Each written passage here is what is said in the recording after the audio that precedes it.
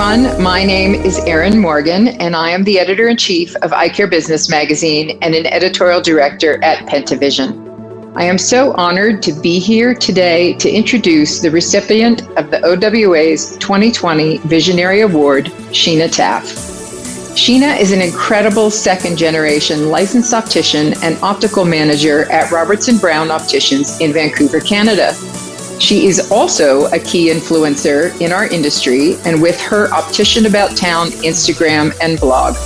Sheena is also a transitions change agent and an Eyecare Business 2018 Game Changer awardee and a remarkable Eyecare Business magazine contributor who pens one of our magazine's most highly respected and best read columns called the Optical Checklist.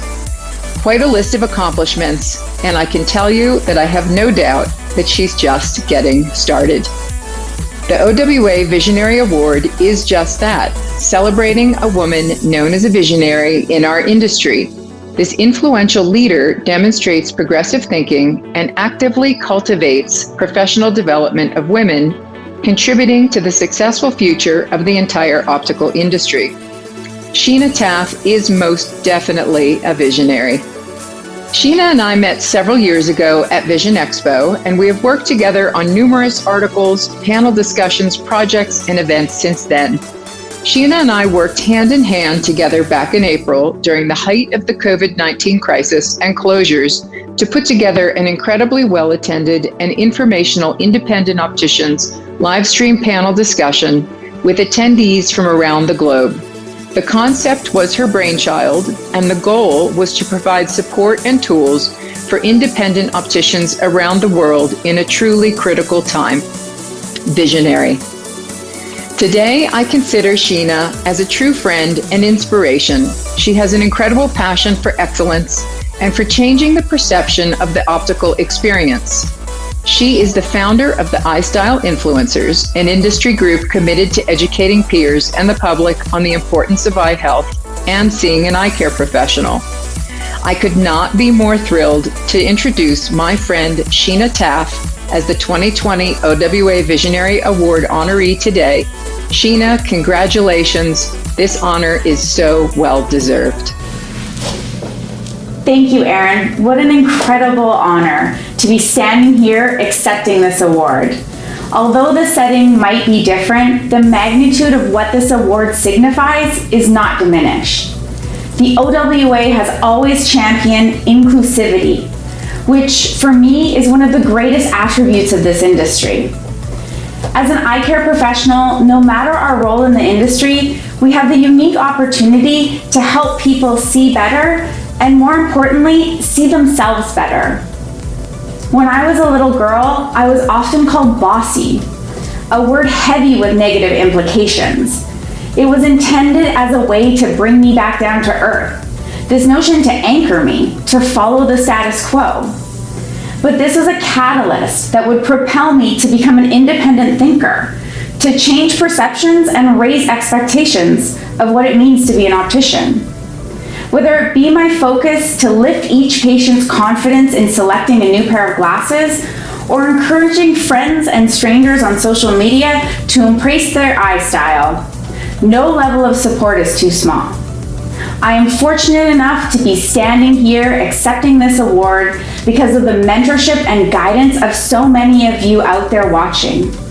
I would love to thank each of you by name, but I have to keep this short. I appreciate you all, and I would not be here, where I am, who I am, without you. Next to eyewear, the thing that brings me the greatest joy is my fur babies. And for this reason, the charity I selected is Cat Therapy and Rescue Society.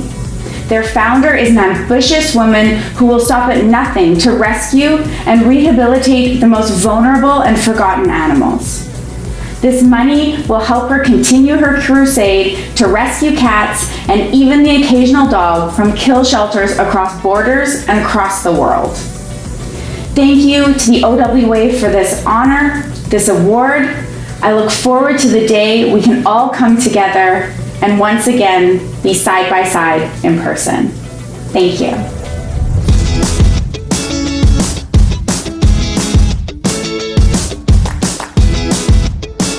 Good evening. I'm Dr. Lorie Lippiatt, president of Salem Eyecare Center, where I've been in practice for 31 years, and it's my great honor tonight to introduce Jean Sabre as a recipient of the OWA's prestigious Pyxis Award. I first met Jean while serving together on the OWA Board of Directors and quickly became friends with she and her husband, Mark, who is an optometrist. Together, they owned Uptown Vision in Minneapolis for 30 years, where Jean was the clinic manager. Jean's passion in the clinic was ensuring every patient had a great experience and left the clinic with the best customized eyewear solution for them. Jean's eye for fashion and understanding of lens technology complemented this husband and wife team as they built their successful practice. While on the board of the OWA, Jean served in many capacities on membership, the Professional Development Fund, and mentoring. Jean's passion for promoting the leadership role of women in optical was evidenced through her commitment and determination to lead by example and spearheaded many OWA initiatives, including our optometry student mentoring program. Jean's strong belief is that the future lies in the younger generation and encouraged the OWA to initiate programs to provide value to women entering the optical arena. Jean's enthusiasm for mentoring, traveling to meet with optometric students from all over the country has been well received and raised awareness of the many programs and benefits of OWA membership among students in the schools of optometry. Jean has also served for 11 years on the Transitions Pro Forum along with her husband and has blazed the way for women at their golf club in Minneapolis as being the first woman appointed to 2 terms to the board of directors. I got to know Jean on a more personal level when she and Mark purchased property near mine in St. Petersburg, Florida. During our many walks on the beach for miles and miles and miles, I came to know Jean's heart, which is full of compassion for others, and learned that her joy comes from seeing others succeed. When her husband became ill with cancer, Jean became an example of strength and fortitude, maintaining a positive attitude and always looking for the blessings in each moment. As I think of the Pyxis constellation in the southern sky, I congratulate Jean on being a large star in many lives. Jean, you're a loving wife, stellar optician and manager, golfing maniac, and a sister to me. On that beach, she would often laughingly say, like the song, "Lore, someday we're gonna be walking, golfing, and loving every day." Well, that dream is finally coming true. Congratulations on this honor, Jean, my friend. Well deserved. Thank you so much, Lorie, for that kind introduction and for our special friendship over the past 20 years. I'd like to start by thanking the board of directors and all the members of the Optical Women's Association for this very special award. I'm truly humbled and honored to receive the 2020 OWA Pyxis Award from such a talented group of women. For those who may not know me, my husband, Dr. Mark Sabre, and I co-founded the Uptown Vision Clinic in Minneapolis 30 years ago. If anyone would have told me back then that I would make a career in the optical industry, I wouldn't have believed them. But what a great decision it was to change my career path. With my background in retail sales, we started an optometric practice with a focus on an overall patient experience, starting with the most comprehensive eye exam and concluding with an optical experience second to none. And along the way, at each touch point, we endeavored to provide our patients with the most compassionate eye care. We traveled to international eyewear shows such as Salem and Mito, as well as both Vision Expos, in an effort to assemble a unique selection of eyeglass frames for our patients. It was at Vision Expo West in 2004 that I was introduced to the OWA by Lorinda Fraboni. I decided to join. I discovered that the OWA provided a terrific opportunity to meet and network with some of the top women leaders in our industry and our profession, ask them questions, and get wonderful advice. I then was proudly asked to serve on the board of directors and to co-chair both the membership and mentorship committees. It was an honor to meet and to serve with such a great group of women, most of which are now dear friends. During my time on the board, we were able to focus on growing the membership and develop mentoring opportunities for our membership as well. Most recently, we put together an OWA Student Ambassador program, both in opticianry and optometry, and considering our current COVID challenges, it couldn't have been more timely. I would really like to express my gratitude to the OWA's donation on behalf of my family to the Sarcoma Foundation of America. My husband, Mark, is an 11-year cancer survivor. It's a very rare cancer, and we thank you for your generosity. In closing, I'd like to mention that the brightest star in the Pyxis constellation is the Alpha Star, which is 22,000 times more luminous than the sun. And at this time in our history, I encourage all women of the OWA to continue to shine as brightly as the Alpha Star of Pyxis. I am blessed to receive this award, blessed by my industry friends, blessed with a wonderful family, and I thank you for this award.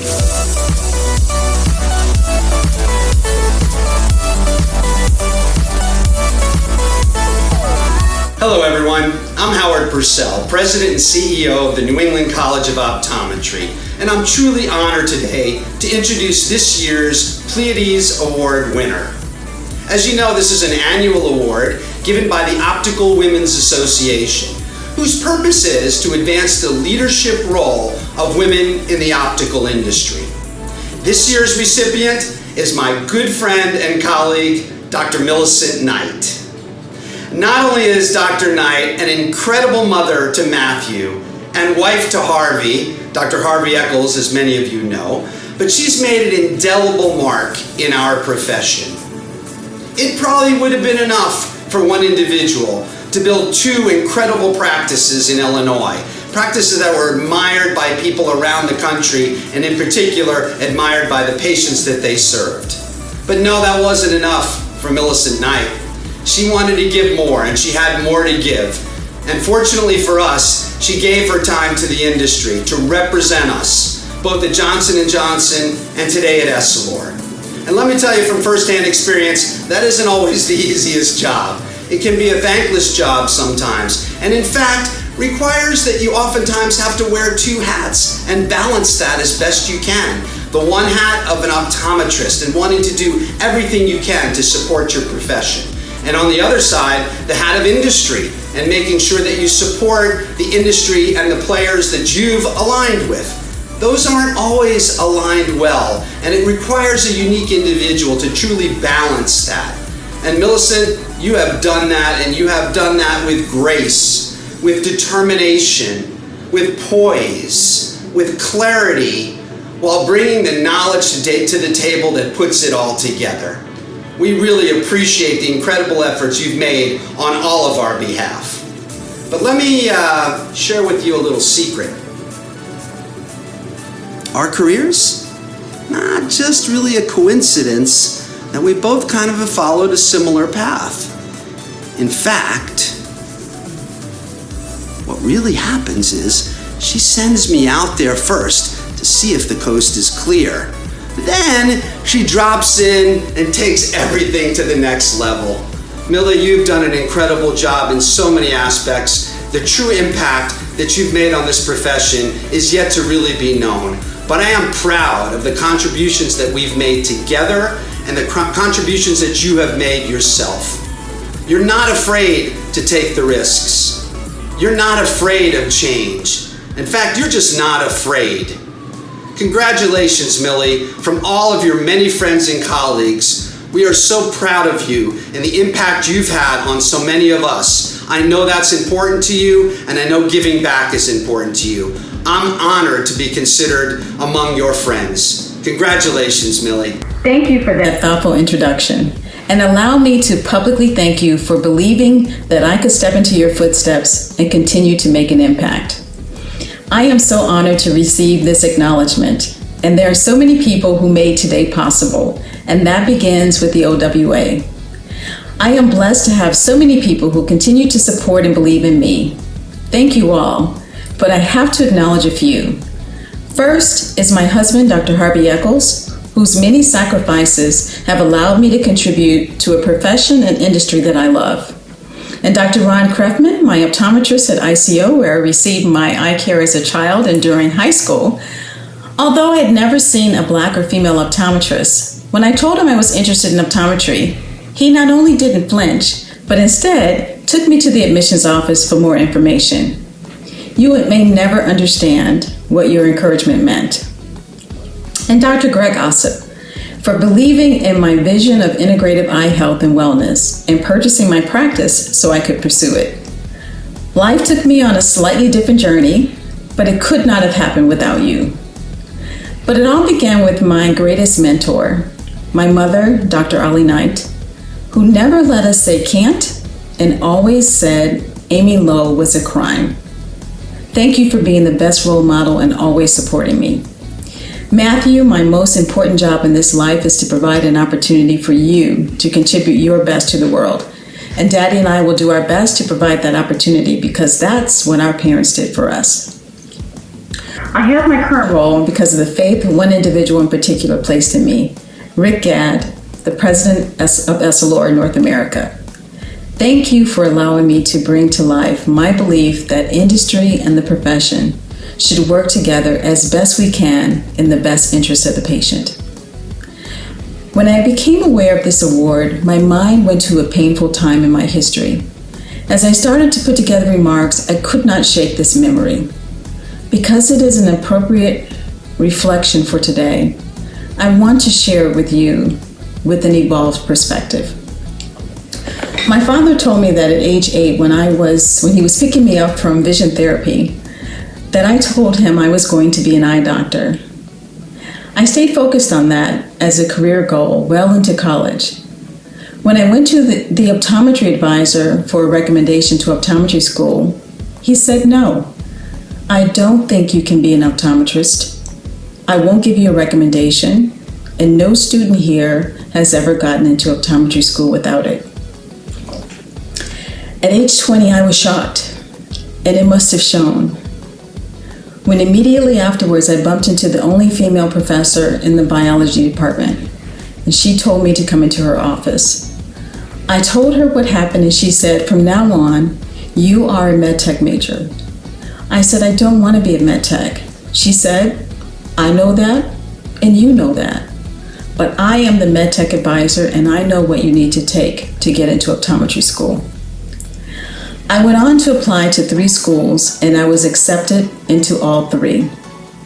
Unfortunately, to complete my biology undergraduate major, there was one more class I had to take, and it was with the optometry school advisor. It started well.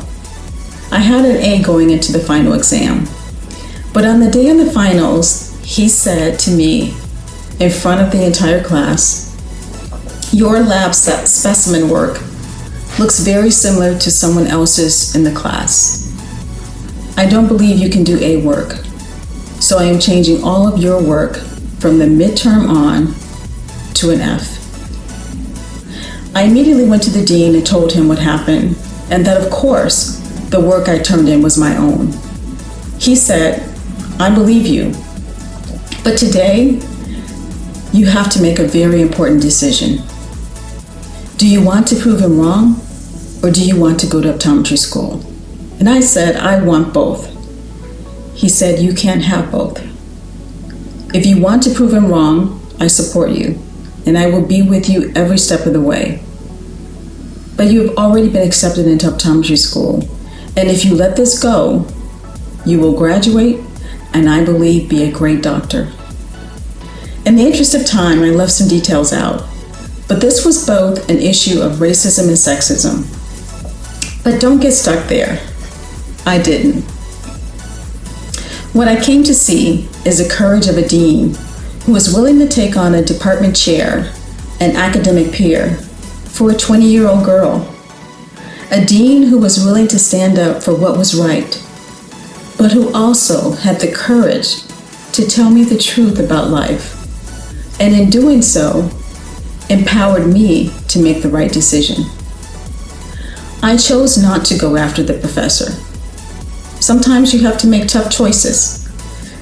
That is why I believe so strongly that integrity matters, right matters, but you can't lose focus of your dream. I made that choice that day to stay focused on being an optometrist. Had I made a different choice, I may not be speaking to you today. This room is full of leaders. A bigger question in my mind is, how do we as leaders work together to prevent these types of occurrences? How do we muster the courage to remove barriers in a visionary industry? I knew then that I wanted to help people see, as someone helped me. And in addition to over 150,000 patient encounters through my practices, I have had the honor of traveling the world, providing eye care to those without access. I know firsthand how precious vision is. And now my journey into the industry has provided the opportunity to work for two mission cradle-oriented companies, Johnson & Johnson Vision and Essilor. I was proud to begin working for Essilor and its mission of improving lives by improving sight. And now Essilor Luxottica, working to eradicate poor vision around the world. The Essilor Vision Foundation is my charity of choice. I hope to continue contributing in whatever ways I can to an industry and a profession that has given me so much. Thank you again, OWA, for this wonderful acknowledgement.